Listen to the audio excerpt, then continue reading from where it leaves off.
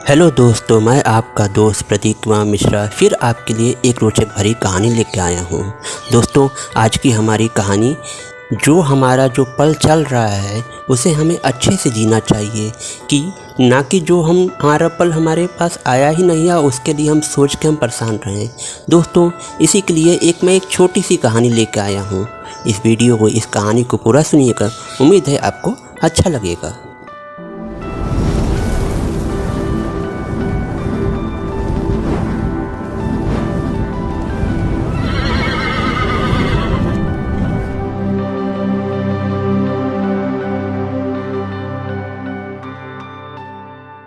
दोस्तों, हमारी कहानी कुछ ऐसी शुरू होती है। एक राज्य था, उसमें एक राजा का राज्याभिषेक हुआ और वह जब राजगद्दी पर बैठा तो बहुत खुश हुआ।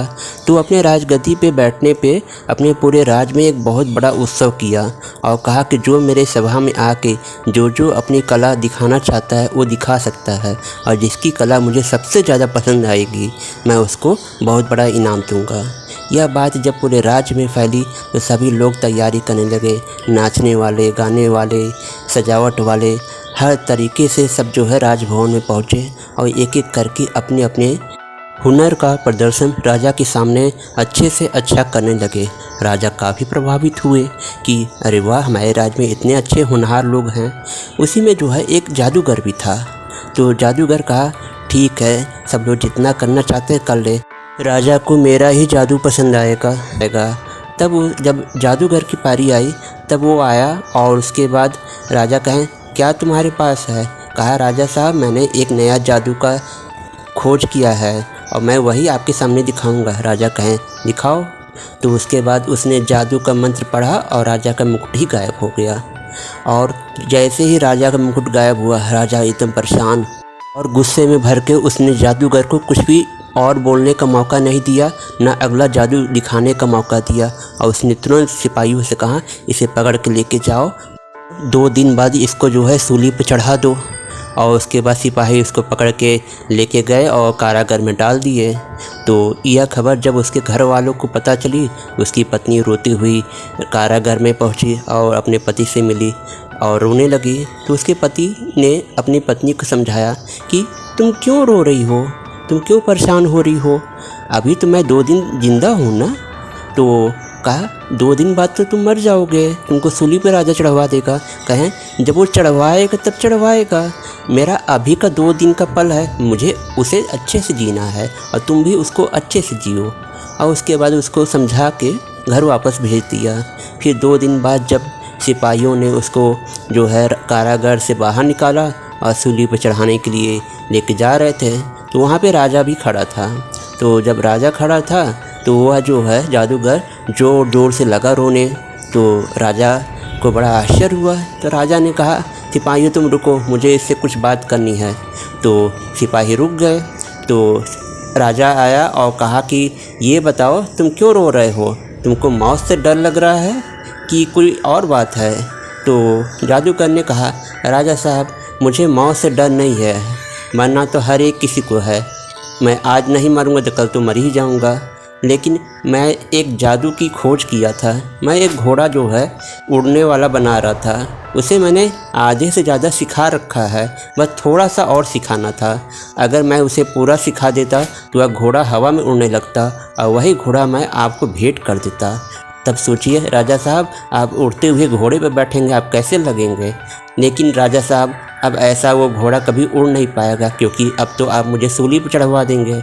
उसके बाद राजा जो है सोचने लगा। कहा, अगर मैं तुमको तुम्हारे इस सूली पर चढ़ाने से बचा लूँ तो यह जो तुम्हारा जो घोड़ा है वह घोड़ा क्या तुम मुझे दे दोगे?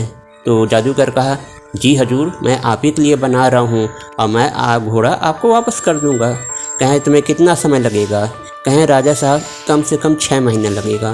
तो राजा ने जो है उस जादूगर को छोड़ दिया और कहा कि जो है मैं तुमको 6 महीने का समय देता हूँ, तुम वो घोड़ा मुझे दे देना, उसके बाद तब मैं तुमको सूली पर चढ़वा दूँगा।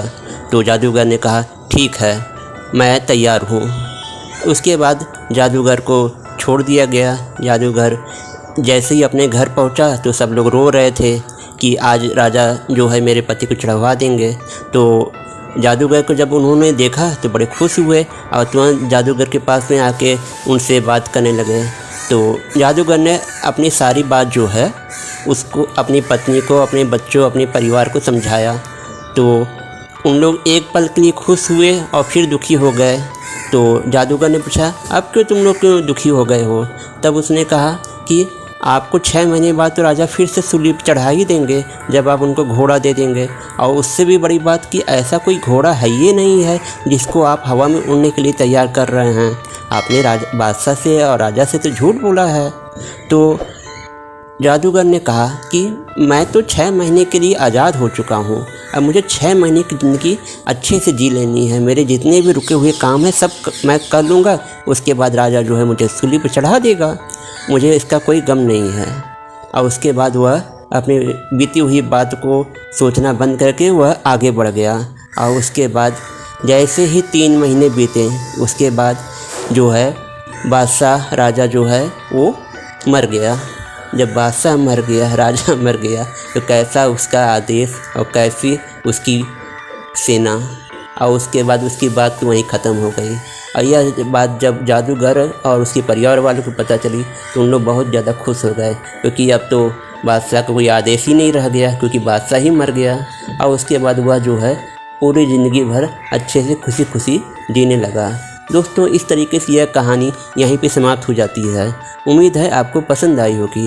दोस्तों, जो भी पल और समय अभी हमारे साथ बीत रहा है उसे हमें अच्छे से, खुशी से और तरीके से जीना चाहिए, ना कि हमारे आने वाले पल या बीते हुए पल को सोच के उसे गंवाना नहीं चाहिए, बल्कि अच्छे से जीना चाहिए।